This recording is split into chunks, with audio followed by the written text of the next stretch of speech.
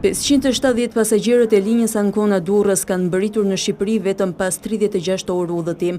Tragedi me të cilin ata udhëtonin pësoi defekt një orë pasi u nis nga porti i Anconës, duke bërë që të rikthehet në portin italian. Pasagjerët kaluan natën në mes të detit. Për shkak të defektit ata u transferuan me autobus në tragedin e linjës Bari-Durrës. Të irrituar ata thanë se do e denoncojnë në polici linjën e udhëtimit.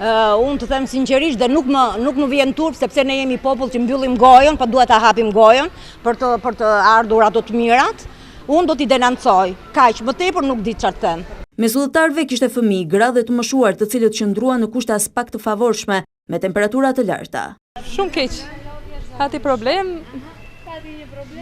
Na lanë ditë. Udhëtimi katastrofë, paguaj 460 euro.